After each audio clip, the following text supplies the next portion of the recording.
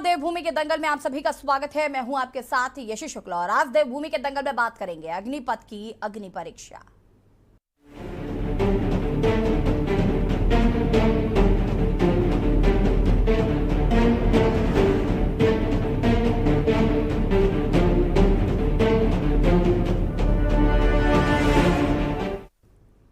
केंद्र सरकार ने 14 जून को अग्निपथ योजना शुरू करने की घोषणा की। अग्निपथ योजना में 17 साल से 21 साल की उम्र सीमा वाले युवा भर्ती होंगे और 4 साल तक देश की सेना के तीनों अंगों में शामिल होंगे। केंद्र सरकार द्वारा इस योजना की घोषणा करने के बाद से ही पूरे देश में इस योजना के खिलाफ युवाओं द्वारा विरोध प्रदर्शन किए जा रहे हैं। कई जगह देश में हिंसक प्रदर्शन भी देखने को मिल रहे हैं। उसी में उत्तराखंड में भी इस योजना के खिलाफ उत्तराखंडी युवा सड़क पर है। भाजपा की केंद्र और राज्य सरकारें लगातार युवाओं को इस योजना का लाभ बताने और समझाने में लगी हैं, तो दूसरी तरफ कांग्रेस और अन्य विपक्षी दल इस योजना के खिलाफ युवाओं के साथ खड़ा है। हालांकि केंद्र सरकार ने कोरोना महामारी की वजह से इस वर्ष उम्र सीमा में 2 साल की छूट दी है, लेकिन बावजूद इसके युवा लगातार सड़कों पर हैं। इस योजना को गंभीरता से लेते हुए आज मुख्यमंत्री पुष्कर सिंह धामी ने पूर्व सैनिकों सहित विशेषज्ञों के साथ विचार विमर्श किया। तो इस योजना में क्या कारण है कि भाजपा की केंद्र और राज्य सरकारें युवाओं को इस योजना के प्रति संतुष्ट नहीं कर पा रही है, आज हम इसी पर करेंगे चर्चा। उससे पहले रिपोर्ट देखें।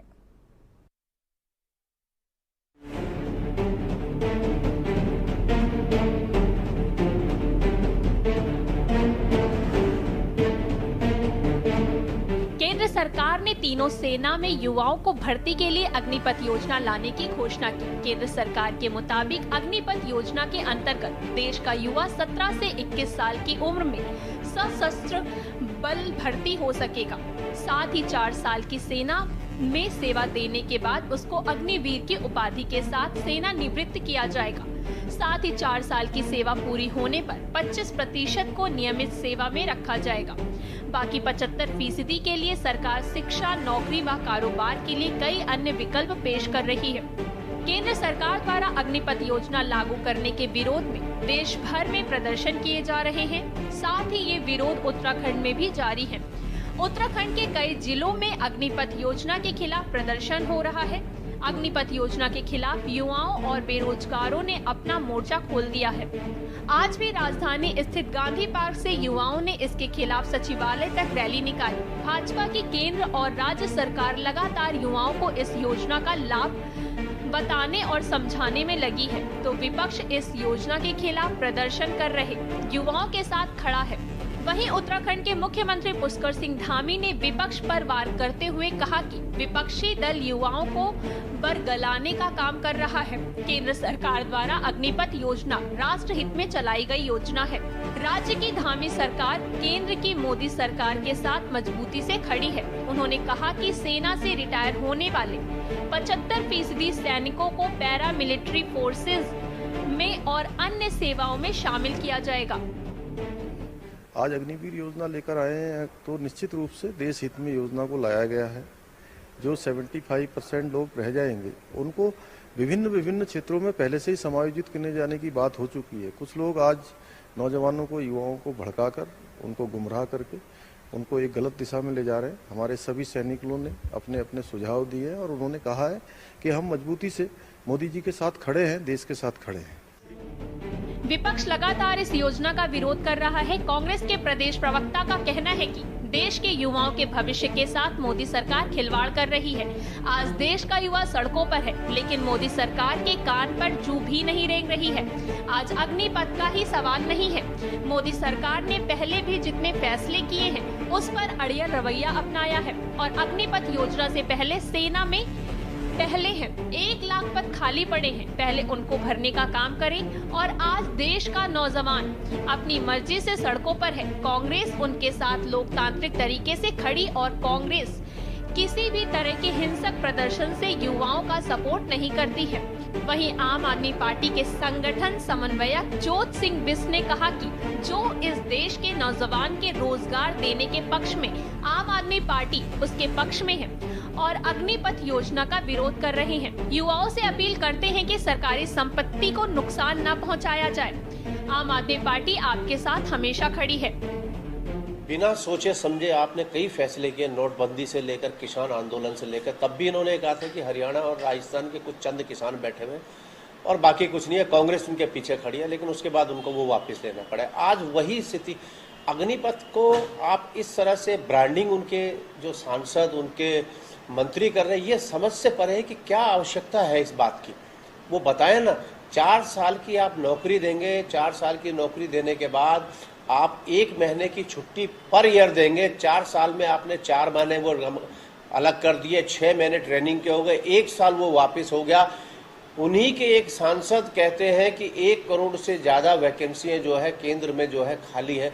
ऐसे में भारत सरकार ने जो अग्निपथ के नाम से योजना लॉन्च करके अग्निवीर के रूप में सेना में 4 साल के लिए भर्ती करने का एक फैसला किया है, वो फैसला नौजवानों के भविष्य के हित में नहीं है।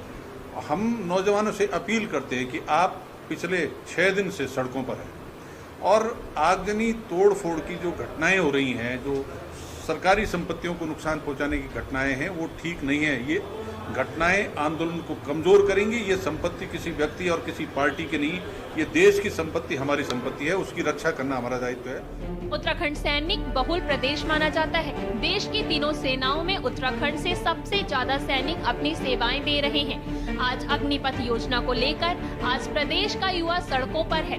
लगातार प्रदेश सरकार इस योजना को लेकर युवाओं से प्रदर्शन न करने की अपील कर रही है, तो वही विपक्षी दल खुलकर योजना का विरोध कर रहा है। अब देखने वाली बात होगी कि भाजपा की केंद्र और राज्य सरकारें कब तक इस योजना को युवाओं को समझा पाती हैं और अपने फैसले पर अडिग रहते हैं, या फिर कृषि कानून की तरह इस योजना को वापस ले लेती हैं। ये तो आने वाला वक्त ही बताएगा।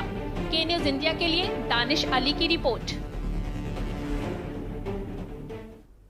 जी हाँ, तो जहां एक तरफ देश का युवा इस अग्निपथ योजना को वापस लेने की बात कर रहा है, तो वहीं दूसरी तरफ सरकार इसके फायदे बता रही है।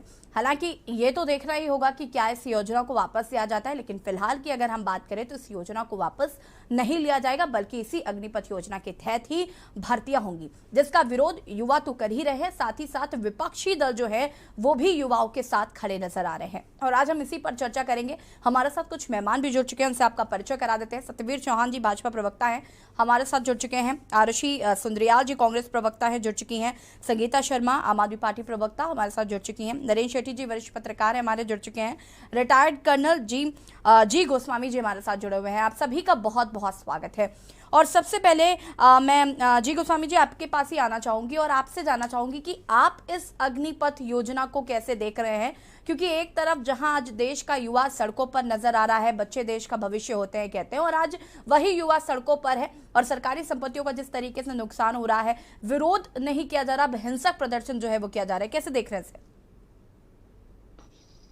मैं तो ये बोलूंगा कि इतना स्पष्ट तरीके से हर किसी को समझाया गया है, चाहे वो पॉलिटिशियंस हों या देश के दूसरे नागरिक हों या ये यंग लड़के जो हमारा भविष्य है, उनको भी ठीक तरीके से समझाया गया। मगर इसमें सबसे बड़ी प्रॉब्लम यह है जी कि जो अपोजिट पार्टीज हैं ये मोदी के खिलाफत में उतरना चाहते हैं। आपने देखा भी होगा पहले से ही, ये जब कभी भी योगी जी ने या मोदी जी ने काम अच्छा किया है तो उसके बारे में इन्होंने कभी अच्छा नहीं बोला, हमेशा उसका मतलब बदनामी करते रहे और उनको ब्लेम करते रहे। ये कांग्रेस की आदत पड़ चुकी है। वैसे कांग्रेस की आदत तो जब से देश आजाद हुआ तब से अभी तक ऐसी है और ये सुधरने वाले नहीं है, क्योंकि इनने देश को 70 साल लूटा है और देश का कोई भला नहीं किया है।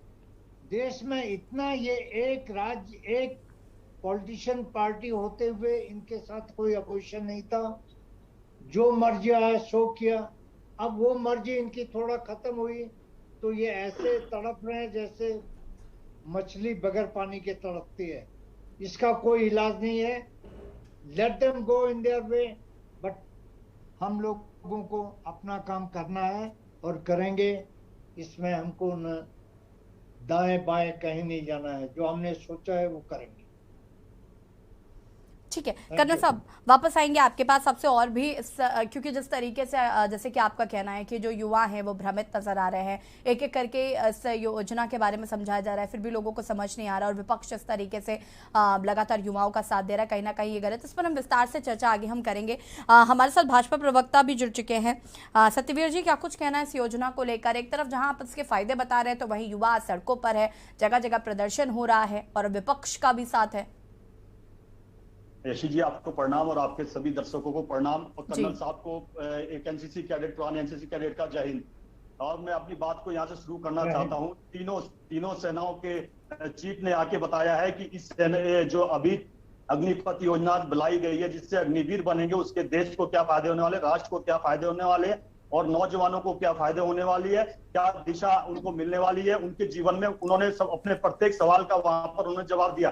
दूसरा, उसके बाद जो उनके संयंत्र थे कि भाई हम ओवर एज हो गए हैं, उसका भी क्लियर कट उन्होंने मैसेज दे दिया उसमें। और उसके बाद उन्होंने कहा था कि 25% सेना के अंदर रहेंगे, आफ्टर दैट 25-75% कहां जाएगा, वो पूरा उस अग्निपथ की जो योजना है उसमें विस्तार से बताया गया। उसके बाद रक्षा मंत्रालय ने, गृह मंत्रालय ने और सेना के तीनों चीफों ने, वाइस चीफ ने आके सब बताया है कि कैसे कैसे इस प्रोसेस को आगे बढ़ाया जाएगा। मैं आपको थोड़ा संक्षेप में बताना चाहूंगा उसको कि भाई एमओडी में उनको लिया जाएगा, रिजर्वेशन गृह रक्षा मंत्रालय में लिया जाएगा, जितने भी आपके सीएपीएफ फोर्सेज है उसमें लिया जाएगा, आसाम राइफल में लिया जाएगा। अभी आपने कल ही देखा होगा जिस प्रकार से विभिन्न राज्यों के मुख्यमंत्रियों ने बोला कि हम अपने यहाँ पर उनको पहले महत्वता देंगे। अपने जैसे पुलिस विभाग हुए, आपदा विभाग हुए, दूसरे विभाग हुए, मेरिट के आधार पर उनको लिया जाएगा। और आपने ये देखा होगा कि उसके बाद विभिन्न प्रकार के जितने एमएनसीज है उन्होंने कहा हम अपने आप लेंगे। उनमें एक फॉर एग्जांपल महिंद्रा है, उन्होंने लिया। इंटीग्रिटी को किस प्रकार से मजबूत किया जाए, ये सेना निरंतर उस बारे में चिंता करती है। और मैं आपको कहना चाहूंगा, थोड़ा सा पीछे ले जा चाहूंगा, एक जनरल जोशी हुआ करते थे, जब उन्होंने राष्ट्रीय राइफल के लिए, आरआर के लिए उन्होंने कदम उठाया था, उस समय भी बहुत सारे लोगों ने बोला था कि ये किस प्रकार का कदम उठाया जा रहा है, ये किस प्रकार की खिचड़ी सेना बनाई जा रही है। जो एक रेगुलर आर्मी नहीं जम्मू कश्मीर में कर पाई है, वो क्या खिचड़ी सेना कर पाएगी? आपने देखा होगा कि उनकी मृत्यु हो गई और 1 साल तक वो डम पड़ा रहा। फिर एक ऐसे जनरल आते हैं, उन्होंने उस स्टेप को उठाया, 1995 में उसको जनवरी 1995 में लाते हैं और 6 महीने तक वो कार्य करती है। और किस प्रकार से वहां पर जम्मू कश्मीर में आतंक पर किस प्रकार से वो रोक लगाती है। आज आप देख रहे होंगे आरआर किस प्रकार से काम कर रही है। जब भी इस प्रकार के चेंजेस होते हैं, और दूसरा ये सामने देखने को मिलता है। मगर मैं ये भी कहना चाहूंगा, जिस प्रकार की अनुशासनहीनता देखने को देश में मिलती है, चाहे राजनीतिक दल है या सड़कों पे जो जिस प्रकार से रेल को फूका जा रहा है, सड़क और ट्रेनों को फूका जा रहा है, मैं स्पष्ट कर देना चाहता हूं, एक भी सैनिक परिवार का ऐसा बच्चा नहीं होगा, क्योंकि उसको पता है कि उसकी राष्ट्रीय कर्तव्य क्या है, उसका राष्ट्रीय धर्म क्या है। और सत्यवीर जी, देखिए ये बात आप बिल्कुल गलत कह रहे हैं कि जो सड़कों पर है वो उनके जो माता पिता हैं वो उनके घर में कोई सेना में नहीं होगा, क्योंकि बहुत सारे ऐसे लोग हैं जो सैन्य फैमिली से बिलोंग करते हैं और उनके बच्चे भी आज सड़कों पर हैं। वो बात अलग है कि भारतीय जनता पार्टी या सरकार की अगर हम बात करें तो वो ठीक तरीके से अभी इस योजना को समझा नहीं पा रही है, या फिर अगर इसके इतने ही फायदे हैं तो योजना ठीक से समझा नहीं पा रही है सरकार, और यही वजह है कि आज बच्चे जो है वो सड़कों पर हैं। ये लेकिन कहना बिल्कुल गलत है कि उनके परिवार में कोई भी सेना में नहीं होगा।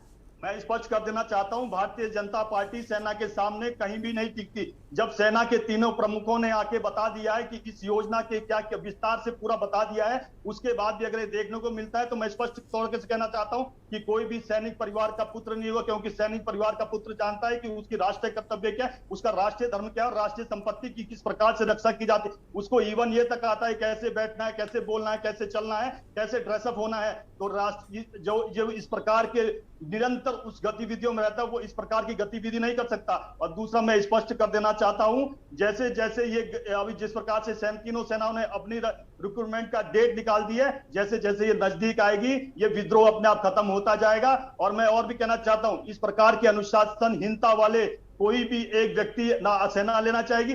अरे सेना में तो ये होता है जब कमांडिंग ऑफिसर अगर ऑर्डर दे देता है तो उस ऑर्डर को ओबे नहीं किया जाता, उसका पालन किया जाता है। अगर इस प्रकार के अगर सेना में लिए जाएंगे ये तो रिवोल्ट कर देंगे, ये तो इधर कमांडिंग ऑफिसर बोलेगा भारत माता की जय और ये उधर विद्रोह कर देंगे। इस प्रकार के अनुशासनहीनता वाले लिए जाएंगे सेना के अंदर वो लिया जाएगा जो ऑर्डर दे दिया जाए, क्योंकि सेना आदेशों से बंदी होती है और जो आदेश दिया जाता है वो उसके बाद। सत्यवीर जी, हम आगे इस पर विस्तार से चर्चा करेंगे, हम और लोगों के पास भी चलते हैं। हमारे साथ किरण मनवाल जी भी जुड़े हुए हैं जो कि कांग्रेस प्रवक्ता है। किरण जी, क्या कुछ कहना है आपको? मैं ये कहना चाहती हूँ कि मैं ऐसे क्षेत्र से, उत्तराखंड से हूँ और उत्तराखंड में मैं पौड़ी क्षेत्र से हूँ। तो पौड़ी क्षेत्र से बहुत सारे मेरे भाई, मेरे पिता समान सभी लोग इस सेना में है हमारी। ठीक है, ये भाई साहब जैसे कह रहे हैं सत्यवीर चौहान जी कि जो भी ये सड़कों पे उतरे हैं वो लोग इसके कर्तव्य को नहीं जानते। आप लोगों ने जो अभी ये अग्निपथ जो कार्यक्रम स्टार्ट किया है, ये कार्यक्रम है, मैं इसको ये कार्यक्रम कहना चाहूंगी, क्योंकि देखिए हम लोग एक देश प्रेमी लोग हैं, हम सेना से जुड़े हुए लोग हैं और हम ये चाहते हैं कि जो इन्होंने ये योजना चलाई है मैडम, तो ये बताइए कि इन्होंने युवाओं का भविष्य पूरी तरह से बर्बाद कर दिया है, ये मैं कहना चाहूंगी। इसलिए क्योंकि देखो 4 साल का ये वो दे रहे हैं और 6 महीने का ये आप इसमें ट्रेनिंग देंगे। 6 महीने के बाद इनकी 3 साल की वो ड्यूटी रह जाएगी। ठीक है, उसमें भी ये बोल रहा है कि पर एयर इनको ये छुट्टी दी जाएगी। ठीक, तो वो 12th पास करके सीधा एक सेना में भर्ती होगा। ठीक है, उसके बाद जब वो रिटायरमेंट में उनको 11 लाख रुपए, इनको मतलब कोई पेंशन नहीं, कुछ नहीं, एकदम एक मुठ रकम दे दी जाएगी। उसके बाद क्या वो जो युवा है वो क्या करेगा? एक छोटी मोटी कोई कुछ भी खोलेगा तो उसका भविष्य नहीं बनता, क्योंकि सेना से जुड़े लोग, भाई साहब आप शायद नहीं जानते होंगे कि सेना से जुड़े लोगों का जज्बा ही कुछ और होता है। आप उस जज्बे को इतना हर्ट कर रहे हैं कि मैं बता नहीं सकती। आज देश के यहाँ सिर्फ इधर उत्तराखंड में ही नहीं, ये प्रदेश पूरे देश में ये योजना के खिलाफ बहुत बड़ा देखिए, और सबसे ज्यादा सरकारी संपत्ति का इसमें नुकसान हो रहा है। मैं सभी से रिक्वेस्ट करना चाहूंगी, ये संपत्ति आप लोगों की है, इसका नुकसान ना पहुंचाए, क्योंकि जो ये हमारे विपक्ष पार्टी ने जो ये एक योजना रखी है, के तहत ये कोई अच्छी योजना नहीं है। मैं आप लोगों से ये कहना चाहूंगी कि जो हम उन युवाओं के साथ हैं, जो युवा इस समय सड़कों पे उतरा है, ठीक है, उनके क्योंकि देखिए आज हर एक घर में सबको नौकरी की वो है, तो ये मोदी सरकार जो है खिलवाड़ कर रही है हम लोगों के साथ, उन लोगों के साथ, उन युवाओं के साथ जो किरण जी कुछ किरण जी पहले हम लोगों के अंदर इतना जज्बा आता था उसमें। जी किरण जी, वापस आऊंगी मैं आपके पास और मैं आपसे ये भी जानूंगी कि आखिर ये योजना अच्छी क्यों नहीं है। क्या इस वजह से कि ये मोदी सरकार द्वारा लाई गई योजना है इसलिए अच्छी नहीं है? क्योंकि इसके फायदे अब बहुत सारे लोग गिना रहे हैं। और अगर आप रुक जाइए किरण जी, मैं वापस आऊंगी, इस पर विस्तार से चर्चा करेंगे। आम आदमी पार्टी प्रवक्ता संगीता जी भी जुड़ी हुई है। संगीता जी,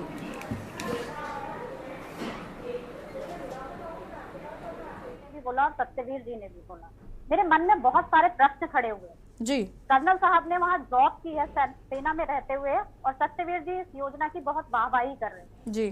तो देखिए 4 साल के लिए आप एक बच्चे को नौकरी देते हैं, वो अगर 23 साल की जो इसकी लास्ट लिमिट है कि 23 साल तक उसे नौकरी मिल सकती है, वो 4 साल नौकरी करने के बाद 27 साल में बाहर आएगा जी। 27 साल के बाद इन्होंने कहा कि उसे बहुत सारी जॉब्स में आरक्षण दिया जाएगा 10% जी। सेना से 75% लोग बाहर आएंगे, तो जो कितने लोग हैं जो उसमें से 10% के आरक्षण पा करके नौकरी कर लेंगे। और इन्होंने कहा जो 11 लाख रुपए दिए जाएंगे, देखिए 30% तो सरकार उन्हें अपने पास से देगी और 30% उनकी तनख्वाह से काटा जाएगा। उस 11 लाख की 4 साल बाद क्या वैल्यू होगी? एक, उससे जमीन नहीं खरीदी जा सकती आज की डेट में, मकान नहीं बनाया जा सकता। ये 11 लाख की वैल्यू को बहुत बड़ा कह रहे हैं। ठीक है, आप अगर इन बच्चों को 4 साल के लिए भर्ती करते हैं लेकिन इन्हें आजीवन पेंशन दीजिए। मोदी सरकार सिर्फ इसमें एक ही फायदा देख रही है, 1 रैंक 1 पेंशन, जो एक फॉर्मूला है। और हमारे ये केवल एक, हम नौकरी से जोड़ करके नहीं देख सकते कि हम 50,000 बच्चों को नौकरी दे दें, 60,000 बच्चों को नौकरी दे दें। और बहुत से डिपार्टमेंट हैं जो नौकरी के लिए हैं, जिन्हें आप व्यवसाय से जोड़ करके देखिए। लेकिन सेना जो है वो इंस्टीट्यूशन है, सेना के साथ खिलवाड़ मत कीजिए। वो एक, उसमें 400 साल 300 साल पुरानी परंपराएं हैं, अलग अलग रेजिमेंट्स हैं, तो ये उनके साथ एक बहुत बड़ा खिलवाड़ होगा।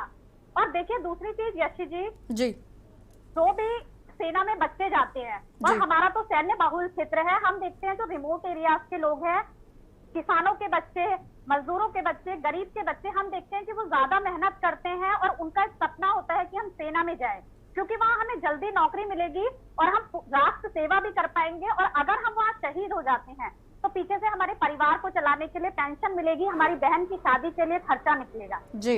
ऐसे में जब वो 4 साल बाद बाहर आ जाएंगे तो बूढ़े माँ बाप के सपनों का क्या होगा, जब उनके पास पेंशन नहीं होगी और बाहर आने के बाद उन्हें जॉब भी नहीं मिलेगी, तो उनकी मानसिक स्थिति पर क्या प्रभाव पड़ेगा। और जिन्हें पूरी तरह से जब सिस्टम में रह करके राइफल चलाना, सब कुछ चलाना आ जाएगा, तो क्या वो उग्रवाद ग्रहण नहीं करेंगे जब उनके साथ नहीं होगा? वो क्या गलत रास्तों की तरफ इख्तियार नहीं होंगे जब उनको नौकरी नहीं मिलेगी? तो बहुत सारे पहलू हमें देखने की जरूरत है। केवल ये कह देना कि ये मोदी सरकार की बहुत अच्छी योजना है, जैसे जीएसटी आई तो वो कभी भी अर्थशास्त्रियों, व्यापारियों को समझ में नहीं आई, नोटबंदी हुई तो अर्थशास्त्रियों को समझ में नहीं आई, किसान आंदोलन हुआ तो वो किसानों को समझ में नहीं आया, और जो आज आंदोलन हो रहा है वो युवाओं को इनकी ये योजना समझ में नहीं आ रही है, इसलिए हो रहा है। केवल ये एक ही तबका है जो इसको बहुत पसंद करता है या बोलता है, और वो है केवल भाजपा या भक्ति वाले लोग, जिनको ये समझ में आता है कि ये योजना सही है। अगर आपको पैसा बचाना है, क्योंकि हमारी जीडीपी बहुत नीचे जा रही है, विकास दर की गति बहुत धीमी हो चुकी है, तो अब मोदी सरकार ये चाह रही है कि हम इस पैसे को कैसे बचाएं। तो भाई, जो विधायक को, सांसदों को, एमएलए को पेंशन मिलती है, आप उसे बंद कीजिए। आप कहिए जो 5 साल विधायक रहता है उसकी ठीक है संगीता जी, देखिए हम यहाँ पर भारतीय जनता पार्टी को भी लगातार सुन रहे हैं, सरकारों को सुन रहे हैं, या फिर केंद्र सरकार की तरफ से भी, रक्षा मंत्री राजनाथ सिंह की तरफ से भी इसको समझाया गया, तीनों सेना के जो प्रमुख हैं उन्होंने भी समझाया है, सबके अपने अपने तर्क वितर्क है, इस पर हम आगे विस्तार से चर्चा करेंगे। उसके बाद नरेंद्र जी मैं आपके पास आऊंगी और आपसे जानूंगी कि इस पूरे जिस तरीके से यहाँ पर आज एक पार्टी जो है विरोध कर रही है और एक पार्टी जो है इसके समर्थन में फायदे गिना रही है, तो आखिर युवाओं को क्या ये योजना जो है वो समझ नहीं आ रही, इसी पर चर्चा करेंगे। लेकिन छोटे से ब्रेक के लिए जल्द हाजिर होते हैं।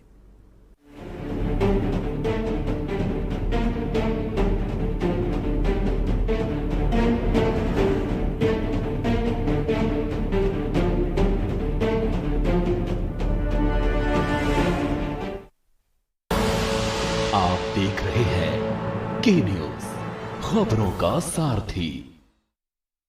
योग व्यक्ति, परिवार, समाज, देश, विश्व और संपूर्ण मानवता को जोड़ता है।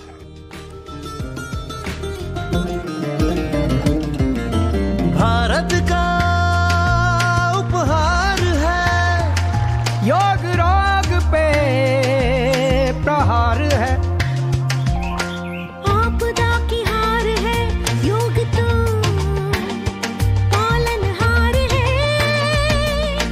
देश देश का पथ दर्शन, अंतर मन का नव सर्जन, विश्व एक परिवार ने योग को किया है वंदन।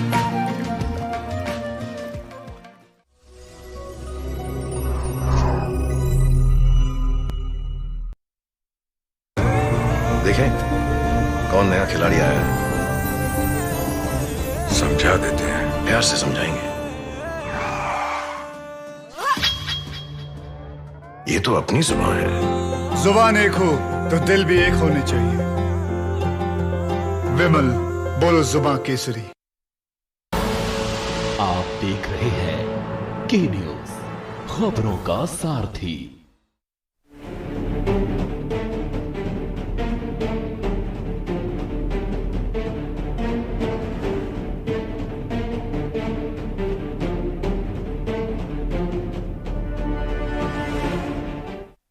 ब्रेक के बाद एक बार फिर से आप सभी का स्वागत है और आज देवभूमि के दंगल में हम बात कर रहे हैं अग्निपथ की अग्नि परीक्षा। केंद्र सरकार ने 14 जून को अग्निपथ योजना शुरू करने की घोषणा की और अग्निपथ योजना में 17 साल से लेकर 21 साल की उम्र सीमा वाले युवा भर्ती होंगे और 4 साल तक देश की सेना के तीनों अंगों में शामिल होंगे।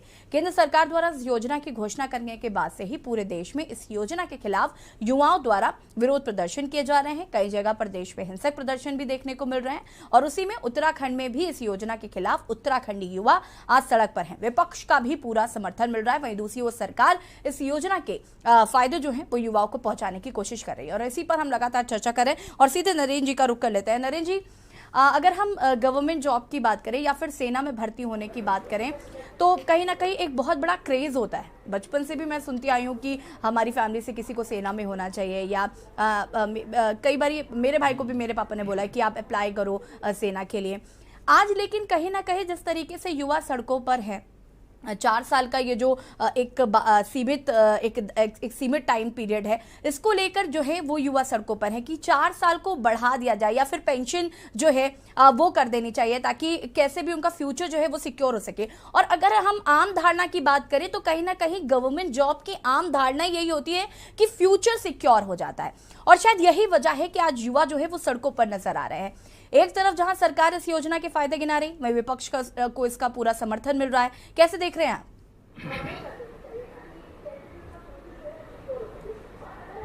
यशी जी, पहले एक चीज तो हमको बिल्कुल स्पष्ट कर देनी चाहिए अपने दिमाग से कि ये जो योजना है जी, इस योजना को सामान्य जैसे बाकी केंद्र सरकार की या राज्य सरकार की योजनाएं हैं उसको जोड़कर नहीं देखा जा सकता जी। क्योंकि ये योजना पूर्णतः देश की सुरक्षा से जुड़ी हुई है और जितने भी युवा इसमें भर्ती होंगे उनके अंदर पहला जज्बा जो है वो मातृभूमि के लिए है, और मातृभूमि पहले है और उसके बाद जो वित्त का पक्ष है उसके बाद का है।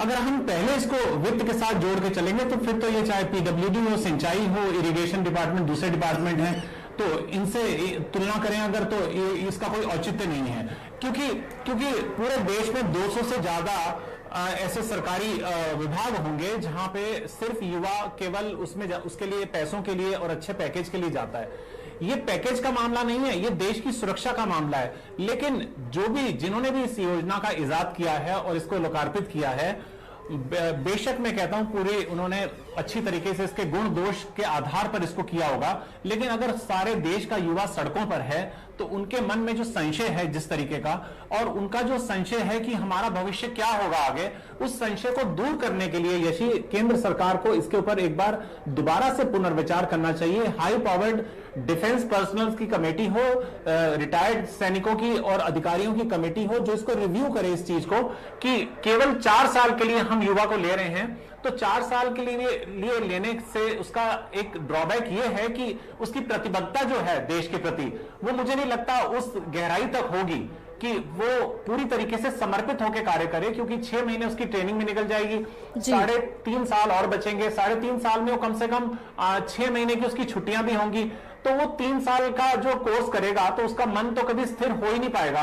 तो जैसे शॉर्ट सर्विस कमीशन पहले हुआ करती थी, नौकरियां होती थी, उसी की तर्ज पर इनको सरकार को रिव्यू करना चाहिए कि इसकी अवधि को बढ़ाएं, जिससे कि उसका मानसिक जो स्थायित्व है युवा का, जो सैनिक बनने जा रहा है, उसको भी महसूस हो कि मेरे को कम से कम 10 वर्ष तक यहां सेवा देनी है और मैं सैनिक कहलाऊं। ये नहीं क्योंकि वो पहले ही इसी मानसिकता के साथ वो जाएगा उसको ज्वाइन करने के लिए कि मुझे तो केवल 3 साल के बाद वापस लौट के आ जाना है, ना उसका देश के प्रति समर्पण होगा, ना उसका अपनी जॉब के प्रति होगा, और वो फिर दोबारा आके बेरोजगार हो जाएगा। उसको कितना समायोजित किया जाएगा और कितना नहीं किया जाएगा ये तो भविष्य की बात है, लेकिन सरकार ने जो भी ये प्रयोग किया है, इस प्रयोग के ऊपर सरकार को एक बार पुनर्विचार करना चाहिए। जी बिल्कुल नरेंद्र जी, इससे पहले भी हम लोग जो बात कर रहे थे तो यही कह रहे थे कि 6 महीना अगर ट्रेनिंग होती है, 6 महीना मान लीजिए छुट्टी है, 3 साल की ये जॉब बचती है, तीसरे साल से वो सोचने लगेगा नेक्स्ट हमको क्या करना है, तो वो दिन काटेगा ना कि नौकरी करेगा। या फिर जो देश प्रेम होता है, जिस देशभक्ति की बात हम करते हैं, वो देशभक्ति कहीं ना कहीं जरूर मिस होगी। रिटायर्ड कन्नड़ जी लगातार हमारे साथ जुड़े हुए हैं। जी गोस्वामी जी, मैं आपसे जानना चाहूंगी कि यहाँ पर बात देशभक्ति की भी हो रही है, जैसे कि नरेंद्र जी भी इसी बात को कह रहे हैं, और इससे पहले भी हमने डिबेट में कई बार इस चीज को लेकर चर्चा की कि कहीं ना कहीं ये जो 4 साल की बाध्यता है, इसमें 6 महीने ट्रेनिंग में जाते हैं, 6 महीने छुट्टियों में जाते हैं, बचते हैं 3 साल, और जब 3 साल पूरे हो जाएंगे तो तीसरे साल से वो व्यक्ति ये सोचने लगेगा कि इसके बाद हम आगे क्या करेंगे, इसके बाद जो एक मुश्त राशि मिलेगी उसका कुछ करना है, या फिर आगे कहाँ जॉब मिलेगी, या जॉब अप्लाई के लिए ढूंढने लगेंगे। तो कहीं ना कहीं वो जो देशभक्ति, देश प्रेम की हम बात करते हैं, वो मिसिंग है, और वो कहीं ना कहीं देश के लिए मर मिटने का जज्बा और जुनून बहुत जरूरी है। मैम, मेरे ख्याल से मैं ये बोलूंगा कि इसमें जो हमारे ये अग्निवीर जो आने वाले हैं, they should have the competitive spirit in them, और वो यहाँ पर देखना जरूरी है। आपके पास इतने ओपन सोर्सेज हैं और इतना कंपटीशन है जिसमें कि every man should think that he will come in and he will get the job. जब 25% आपको दिया जा रहा है, 25% तो आपके सिक्योर ही हैं, Why do you think that negative that कि तुम 25% में नहीं आओगे, या उसके बाद आसाम राइफल्स में है उसमें भी तो आपका नंबर नहीं आएगा, उसके बाद सिविल में है उसमें भी आपका नंबर नहीं आएगा, तो it means the man is unfit. I will say he should be fully aware of the thing and should have full josh to get selected in that. और वो स्पीड जब तक नहीं होगा तब तक कुछ नहीं होगा. बाकी तो सब ठीक है, किसी को जेब में पैसा मिल जाए सब कुछ ठीक है, वो anybody can do that, but that spirit is not there. जब ये होगा तो उसमें देशभक्ति भी आएगी और वो सोचेगा कि मैं क्यों नहीं निकल सकता हूं. ये स्पिरिट आना जरूरी है. इतने आपके महिंद्राज बोल रहे हैं, सीआरपी बोल रही है, आसाम राइफल बोल रही, plus the army itself is giving 25%. अगर 100 है तो 25 निकल रहे हैं. उसमें ये सोचना चाहिए मैं 25 में क्यों नहीं आ सकता हूँ. ये जोश होना चाहिए किसी में भी. लेकिन if you ask me frankly, Goswami ji, लेकिन कहीं ना कहीं सबसे बड़ी बात तो यही है कि आज जो देश, अगर देश का युवा सड़कों पर है, कहीं ना कहीं उनके दिमाग में ये 25% वाली चीज नहीं आ रही है, उनके दिमाग में ये 75% वाली चीज आ रही है कि भाई ये जो 75% है इसमें अगर हम आते हैं उसके बाद हम कैसे आगे जॉब के लिए अप्लाई करेंगे. 25% के बारे में तो कोई सोच ही नहीं रहा. ये बात आप बिल्कुल सही कह रहे हैं कि हम पॉजिटिव नहीं, हम नेगेटिव लेके चल रहे हैं. लेकिन कहीं ना कहीं हर सिक्के के दो पहलू होते हैं, तो इंसान पहला सोचेगा तो दूसरा भी सोचता ही है. ऐसे में कहीं ना कहीं आपको नहीं लगता कि सरकार को एक बार इस पर ध्यान देने की जरूरत है? तो सरकार की जो इतना सोच समझ के सब इतने ऑफिसर्स बैठे हैं, इतने मिनिस्टर्स बैठे हुए हैं, सबने ये 2 साल से इस चीज का अध्ययन कर रहे हैं. उसके बाद इन्होंने सोचा होगा it must be good for the country and good for the people who are coming in. मैं तो यही बोलूंगा. And that will bring more spirit in the jawans. कि हम क्यों नहीं बढ़ सकते हैं आगे. वो स्पिरिट नहीं है तो फिर आदमी बेकार है.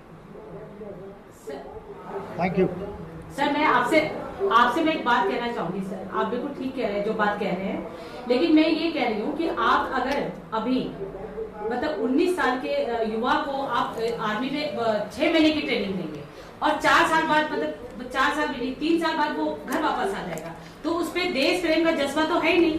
अपने देश के प्रति जो उसका आप पहले की जो आप जिस उसमें रहे होंगे पहले, तो आपका जो जज्बा आज भी मैं देख रही हूँ कि आप में वही जज्बा है, देश प्रेम का जज्बा है. लेकिन आज की युवा को आप इतनी जल्दी डालने के बाद एकदम से 4 साल बाद उनको रिहा कर देंगे, रिहाई बोली जाएगी, तो उसमें क्या जज्बा रह जाएगा देश प्रेम का. उसको तो खुद वो सिर्फ ये सोच रहा है कि मैं ये नौकरी करूंगा, 3 साल के लिए मेरे को वहां जाना है और मेरे को अपना वहां पे मेरे को ये सारी 75% भी नहीं सोचता. 75% के बाद उसे क्या करना है, वो वहां जाके भी मैं देखिए उसके बावजूद भी वो वहां जाके ये नहीं सोचेगा कि मुझे देश के लिए कुछ करना है. वो सिर्फ वहां जाके बैठ के भी यही सोचेगा कि मेरे को अपने लिए आगे भविष्य के लिए क्या करना है. आप मुझे इसका जवाब दीजिए, क्या उसके अंदर देश प्रेम का जज्बा होगा? यशी जैसे अभी किरण ने कहा, और बिल्कुल मैं इस बात से सहमत हूं कि इतने शॉर्ट टर्म के लिए ट्रेनिंग तो ले लेगा वो, ठीक है, कैसे बंदूक चलानी है, कैसे आगे बढ़ना है, वर्दी कैसे पहननी है, लेकिन जो देश प्रेम का जो जज्बा है अपनी मातृभूमि के लिए, मिट्टी के लिए, तो वो जज्बा आप शॉर्ट टर्म कोर्स में कहां से लेके आ जाएंगे. अब जैसे जी गोस्वामी साहब हैं, इन्होंने कई युद्ध देखे होंगे, कई मोर्चे देखे होंगे, तो इन्होंने अपने अधीनस्थ जो सैनिक हैं उनको भी देखा होगा, तो कईयों में महसूस किया होगा कि इसमें अभी वो जज्बा नहीं है जो होना चाहिए. तो एक समय अवधि जो है, जो समय सिखाता है, वो कोर्स नहीं सिखा सकता. मुझे लगता है कि जो समय जितनी बड़ी पाठशाला है, वो पाठशाला आप चाहे 6 महीने की कोई कोर्स करा दीजिए या चाहे आप 4 साल का करा दीजिए, उसमें वो संभव नहीं है जब तक कि सरहदों पर जाकर और उसको ये पता ना चले कि हमारे सियाचिन जैसी जगह पर जहां -30 डिग्री सेंटीग्रेड टेम्परेचर होता है, या कारगिल जैसी जगह पर, तो वहां पे उसको क्या पता चलेगा. वो तो सिर्फ एक अपनी औपचारिकता पूरी करके समय अवधि पूरी करेगा कि मुझे इतने समय में वापस अपने गांव में या अपनी जनपद में लौट आना है. जी गोस्वामी जी, इसका जवाब मैं आपसे चाहूंगी. जी, मैं तो यही बोलूंगा कि ठीक है, गवर्नमेंट ने आपको 4 साल में 11 लाख से 12 लाख तक दे रही है. Suppose you are not interested to go further, आपको सीआरपी वाले बोल रहे हैं, आपको आसाम राइफल्स बोल रही है, आपको आर्मी 25% दे रही है, इतना काफी है। अगर किसी आदमी में बिल्कुल निगेटिव ही थॉट है, वो ये सोचता है कि गवर्नमेंट देगी तभी मैं करूंगा, तो that is not like by me. उनको भी होना चाहिए कुछ जज्बा कि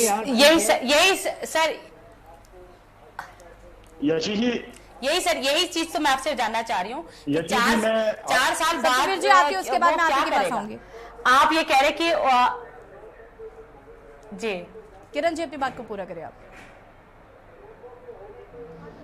हाँ, वो 4 साल बाद घर वापस आ जाता है, उसके बाद सरकार हमको क्या गारंटी देती है कि उसको फिर एक आरक्षण दिया जाएगा? जैसे आप लोग कह रहे हैं कि यहाँ नौकरी दी जाएगी, वहां नौकरी दी, क्या इसकी क्या ये सरकार गारंटी देती है इस चीज की कि उसको फिर जॉब में रखा जाएगा?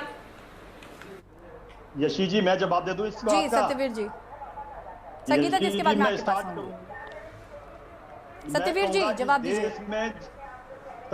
इसमें सबसे बड़ी प्रॉब्लम है जब चेंजेस आते हैं तो रजिस्टर नहीं कर पाते हैं कुछ लोग और कुछ पार्टियां। दूसरा मैं कहना चाहूंगा, हर साल सेना से 17,600 जवान ऐसे होते हैं जो बिना अपनी जॉब पूरी किए आते हैं। आज तक किसी ने पूछा कि उन्होंने अपनी जॉब पूरी नहीं करी, उसके बाद वो क्या कर रहे हैं? कर्नल साहब इसका बहुत अच्छा जवाब देंगे। दूसरा मैं कहना चाहूंगा इनके कांग्रेस पार्टी के प्रवक्ता को, पिछले पूरे किसी भी देश का इतिहास उठा दे लिए, वहां पर नेशनल वॉर मेमोरियल है जहां पर सैनिकों का सम्मान किया जाता है, उनकी वीरता का गुणगान किया जाता है।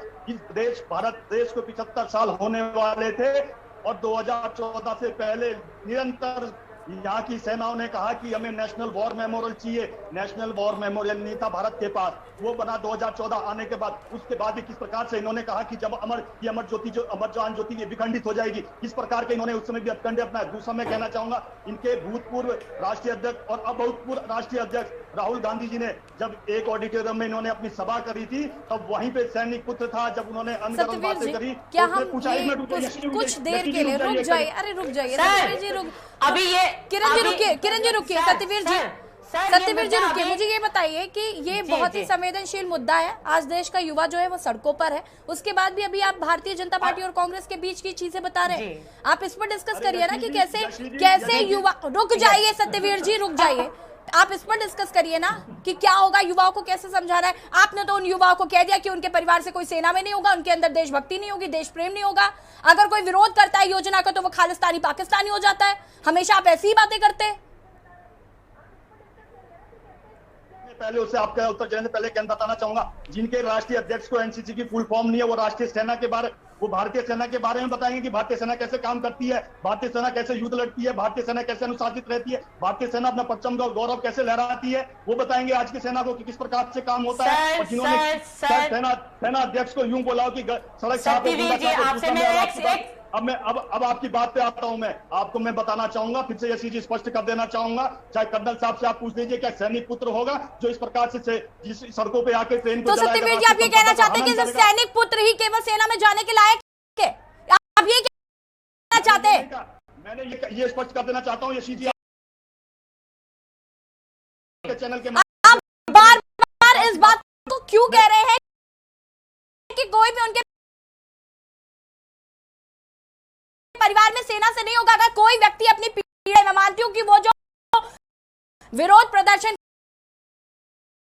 कर रहे हैं, जो हिंसक विरोध प्रदर्शन हो रहा है, मैं बिल्कुल उसका समर्थन नहीं करती हूं, उन्हें ऐसा नहीं करना चाहिए। लेकिन कह सकते, नहीं कह सकता, मैं कह सकता इस बात को। अगर कोई किसान का बेटा है, रुक जाइए, अगर कोई किसान का बेटा है तो उससे आपको क्या तकलीफ हो रही है? अरे मैं कह रहा हूँ वही बात कह रहे हैं, इसीलिए मैं आप ये नहीं कह सकते हैं सेना से। रुक जाते जी, मेरी फैमिली में कोई भी सेना में नहीं है, तकती नहीं। आपकी कौन आवाज उठा रहा है? कैसे कह सकते हैं कि आज जो युवा सड़कों पर है, आप हमें बोलने का मौका भी नहीं दे रहे हैं। यशी जी सुनो, और मैं आपको बताऊं इस योजना से क्या लाभ होगा। जो जेएनयू और जादवपुर जैसी यूनिवर्सिटी है ना, कि ये भारत तेरे टुकड़े होंगे, 1000 होंगे, वो सब बंद हो जाएंगे, क्योंकि जितना जो सेना में कहीं और लेके बेहतर होगा।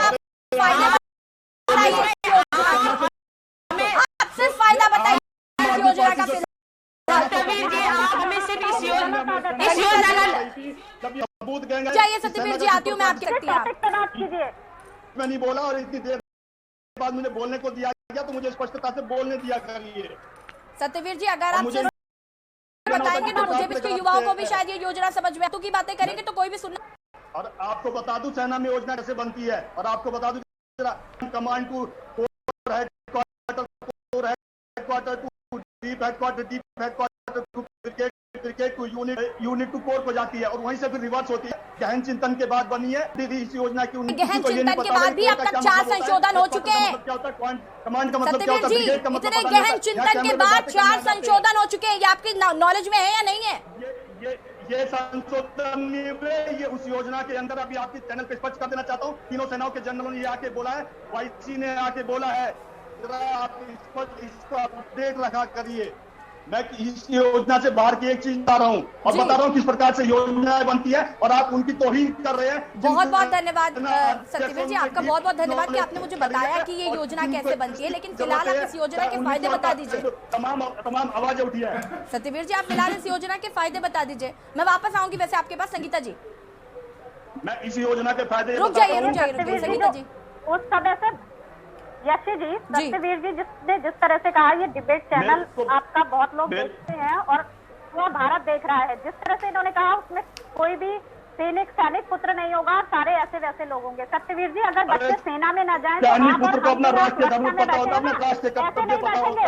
सुन लीजिए पहले सत्यवीर जी, बोलने से पहले सुना कीजिए। और दूसरी चीज, जो आप दूसरों को ज्ञान बांट रहे हैं ना, आपके नेता बैठकर के क्या कह रहे हैं? कैलाश विजय वर्गीय जी का आपने बयान सुना? उन्होंने क्या कहा? गया था कि आपका नाम नहीं लिया गया था, इतना स्पष्ट मुझे बोलने के लिए कहा गया था, आपको बोलने के लिए नहीं कहा गया था। सत्यवीर जी रुक जाइए। सत्यवीर जी सुनने का भी मादा रखिए। सत्यवीर जी 2 मिनट, सिर्फ 2 मिनट। सत्यवीर जी सिर्फ 2 मिनट। आपने बोलने को किसके लिए कहा? सत्यवीर जी प्लीज संगीता जी से जवाब दे रही हूँ मैं। सत्यवीर जी मुझे बोलने के लिए कहा था। सत्यवीर जी मुद्दे से भटक रहे हैं। जो आप दूसरों को ज्ञान बांट रहे हैं ना, आप अपने नेता का बयान भी सुना कीजिए। कैलाश विजय वर्गीय जी ने क्या कहा कि जब ये बच्चे 4 साल बाद आएंगे हम उन्हें भाजपा के आगे ऑफिस के आगे सिक्योरिटी गार्ड की नौकरी देंगे। आप ये सम्मान कर रहे हैं सेना का और बड़ी बड़ी बातें बैठ करके चैनल पे कर रहे हैं। आपको ये शोभा नहीं लगता? और आप जो कहते हैं कि हम बहुत लेकर के आए योजना, सबको पसंद आनी चाहिए। आप जबरदस्ती किसी पे योजना थोपेंगे तो वो समझ में नहीं आएगी किसी को। किसानों के लिए भी आपने यही बात कही थी। 700 लोगों की जान चली गई, शहादत दी 700 किसानों ने, उसके बाद आपको बिल वापस लेना पड़ा। और अब भी यही होगा कि आपको ये बिल वापस लेना पड़ेगा, क्योंकि हमारा युवा जागरूक युवा है। आप उसकी लाइफ को बर्बाद नहीं कर सकते ऐसे 4 साल की नौकरी दे करके। और आप उसको पेंशन नहीं देंगे। आप सबसे ज्यादा बड़ी बात है कि वन रैंक वन पेंशन जो है आप उसके पकड़े से बचना चाहते हैं। 1,10,000 करोड़ रुपए से ज्यादा का जो बजट होता है, जो पेंशन पे खर्च होता है। सत्यवीर जी रुक जाइए, आते हैं मैं आपके पास। आपको अगर देशभक्ति का इतना ही शौक है तो आप विधायकों सांसदों की पेंशन को खत्म कीजिए। आप नौकरी बेशक 4 साल कराइए। आप ये कहिए कि हम जो भी सेना में बच्चे आएंगे उनको आजीवन पेंशन देंगे, उनको आजीवन सारी फैसिलिटीज देंगे, उनकी शिक्षा जो उनको आज सेंट्रल स्कूल में उनको बच्चों को मिलती है वो देंगे, जो उनको स्वास्थ्य से रिलेटेड व्यवस्था मिलती है। सत्यवीर जी रुक जाइए, आती हूँ मैं आपके पास। उसके बाद मैं आपको 2 मिनट दूंगी अपनी बात पूरा करने के लिए। आप जबरदस्ती किसी योजना को युवाओं पे मत थोपिए। और जो आप कह रहे हैं ना कि ये विपक्ष का सवाल है, ये विपक्ष का सवाल नहीं है। कांग्रेस और आम आदमी पार्टी के लोग नहीं है, वो हमारे देश का भविष्य है। जय जवान जय किसान का नारा सुना होगा। भारत देश जय जवान और जय किसान से चल रहा है। ठीक है संगीता जी अब सत्यवीर जी के पास भी जाएंगे, जरा इन योजनाओं के लाभ भी पूछेंगे। लेकिन उससे पहले मैं नरेंद्र जी आपका रुख करना चाहूंगी। नरेंद्र जी यहाँ पर आप सत्यवीर जी को सुन रहे हैं और सत्यवीर जी जिस तरीके से लगातार इस बात को कह रहे हैं, आपको लगता है कि वो बात बिल्कुल ठीक है कि अगर सेना में आपकी फैमिली से सेना में कोई व्यक्ति नहीं है तो वो लोग सड़कों पर नहीं है, जिनके बेटे आज किसान के अगर बेटे आज सड़कों पर हैं तो क्या वो खालिस्तानी और अब पाकिस्तानी हो जाते हैं? क्या उनको हक नहीं है विरोध करने का, या वो सेना में जाने के लायक नहीं है? देखिए मैंने पहले कहा यशी आपसे कि अगर ये योजना इतनी लोक उपयोगी होती तो जो सड़कों पे जो जुलूस निकल रहे हैं या जो चक्का जाम हो रहे हैं वो युवा सड़कों पर जुलूस निकालकर आभार व्यक्त करते सरकार का, आपका धन्यवाद कि आपने योजना निकाली और हम देश की सेवा के लिए आगे अग्रसर हैं, हम तत्पर हैं, हम तैयार हैं। लेकिन अगर कहीं युवाओं में असंतोष है तो ये बात कहां से गले उतरती है कि सिर्फ 1 दर्जन व्यक्ति बैठे हुए अगर दिल्ली में कह रहे हैं कि ये योजना सही है और पूरा जो देश का युवा है वो कह रहा है कि हमें मान्य नहीं है और आप कह रहे हैं नहीं थोपी जाएगी, तो इसके ऊपर पुनर्विचार होना चाहिए। और जहां तक बात है कि अगर मेरे पिता सैनिक नहीं थे तो मैं सेना में जा ही नहीं सकता, ये कहीं गले उतरने वाली बात नहीं है। डॉक्टर का बेटा डॉक्टर तो बन सकता है अगर, लेकिन किसान के बेटे को भी डॉक्टर बनने का हक है, उसको भी सेना में जाने का हक है, उसको भी एक जो रिक्शा चलाने वाला है उसकी बेटी आईएएस बन सकती है, तो क्यों एक आम आदमी सेना में क्यों नहीं जा सकता? ये कोई सैन्य अधिकार थोड़ी है, ये कोई आरक्षण थोड़ी हो रखा है। नरेंद्र जी विरोध क्यों नहीं कर सकता? क्योंकि सत्यवीर जी का ये कहना है कि सड़कों पर जो लोग विरोध कर रहे हैं उनकी फैमिली से कोई सेना में नहीं होगा, तो क्या विरोध करने का हक भी नहीं है आज? विरोध तो आप देखिए उत्तर प्रदेश में पुलिस की यूनियन है विरोध करने के लिए, जब कोई उनको बात नहीं मानी जाती तो उनकी यूनियन है। अपनी बात रखने के लिए सैनिकों के क्लब हैं, वो खुद अपनी बात रखते हैं जब उनको कोई बात रखनी होती है। माना कि एक अनुशासन पूरा वहां पे चरम पर होता है, अनुशासन के तहत बंधे हुए हैं सैनिक, सब चीज है, लेकिन ये नहीं कि तुम इससे पहले आज से 70 साल पहले कोई योजना करता ही नहीं थे पूरे देश में। क्या इस देश को दिशा ही नहीं मिली सन 47 के बाद? आपने अगर कोई योजना लागू करनी है तो उसमें बुद्धिजीवियों को, उसमें रिटायर्ड सैनिकों को, अधिकारियों को, सर्विंग अधिकारियों को और सबको साथ लेके एक पैनल बनाइए और उसे बताइए कि इस योजना में क्या होना चाहिए। क्या ये 4 साल की उचित है या इसको 8 साल का या 12 साल का किया जाए, और उसके बाद इसको लागू करने के लिए किया जाए। तब तक इस योजना पर विराम लगना चाहिए और जो सामान्य भर्ती प्रक्रिया है उसके तहत भर्ती होती रहे। जी अच्छी जी गोस्वामी जी, मैं आपके पास आऊंगी और आपसे जानना चाहती हूँ कि कई रिटायर्ड कर्नल से, कई रिटायर्ड जो सेना में लोग रहे हैं उनसे भी बातचीत हुई है हमारी, उनसे भी, लेकिन उनका भी एक मत जो है, एक कुछ धड़का है जो इनका ये कहना है कि अगर अभी जो सड़कों पर हम हाल देख रहे हैं, जो ट्रेनें फूकी जा रही हैं या फिर जो बसों में आगजनी की जा रही है, तोड़फोड़ पथराव, ये जो भी हिंसक प्रदर्शन हो रहा है, ये अनट्रेन्ड युवा है। अगर ये ट्रेनिंग पे जाएंगे और 4 साल बाद वापस आएंगे तो ये किस तरीके से होंगे और ये बहुत ज्यादा हावी हो जाएंगे, फिर इनको कैसे रोका जाएगा? इस तरीके की बातें जो है वो भी कही जा रही है कि इनको कहीं ना कहीं सेटल होना बहुत जरूरी है। ऐसा है जी, ये जो यूथ हैं अभी जो ऐसा काम कर रहे हैं, ट्रेन जलाना, तोड़ फोड़ का काम, ये वो जो देश हित में नहीं है वो कर रहे हैं, दे आर ऑल मिसगाइडेड, ये सब मिसगाइड हुए हैं। और दूसरा मैं एक सजेशन और देता हूँ कि उनके माँ बापों को भी सोचना चाहिए कि भाई हमारा बच्चा अभी से ये करने लग गया तो बाद में क्या करेगा। माँ बाप के साथ रहते हैं ना, और मैंने ये देखा है जो अपने माँ बाप ठीक से बच्चों को देखते हैं वो ऐसे नहीं होते हैं। एक बात। दूसरा बात यह है कि अपना दिमाग को हमेशा यूज कीजिए कि आपका दिमाग क्या बोल रहा है। अब बहकावे में चले जाओ तो वो तो फिर बहकावे में कहीं भी कैसे भी गलत भी करेगा, सही तो कम ही करेगा। Second thing. थर्ड थिंग, जो ये बोला गया है, गवर्नमेंट का प्रस्ताव इतने दिनों के बाद आ रहा है, all chiefs are there, ministers are there, सब इतने वो तो नहीं है कि अनजान और देश के बारे में कुछ नहीं सोचते, उन्होंने सोचा होगा। तो ये ऐसा बात नहीं है, लॉन्ग प्लानिंग के बाद ये ऑर्डर किया है या जो कुछ। मंत्री कोई पैमाना नहीं होता कर्नल साहब, मंत्री कोई पैमाना नहीं है नापने का। मंत्री के अंदर इतनी खोपड़ी आप कहें कि वो रिटायर्ड कर्नल से उस ऊपर हो जाए, मैं नहीं समझता इस बात को। आप मत समझे, जो सैन्य अधिकारी हैं वो सैन्य अधिकारियों का एक अपना विजन है जो वो अपनी राय देंगे। पूर्व सैनिक संगठन खटीमा का पूर्व सैनिक संगठन फिर इसका विरोध क्यों कर रहा है अगर ये योजना इतनी अच्छी है तो?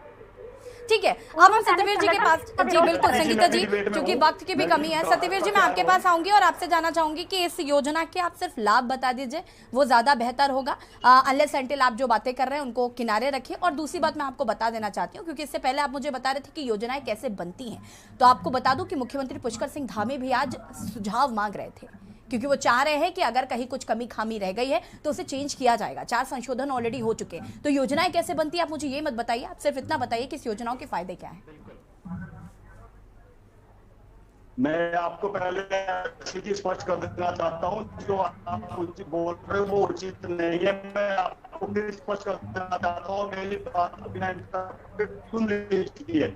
मैं कहना चाहता हूँ, कल प्रेस कॉन्फ्रेंस करी, तीनों जनरलों ने आके बताया कि इसमें कोई भी संसद नहीं, पहले से ऑलरेडी इन्वॉल्व है इसमें। और जो नया भी आएगा वो भी अब सेना के माध्यम से आएगा। और ये सेना ने बनाई ये योजना, और मैंने आपको बताया सेना में योजना कैसी बनती है।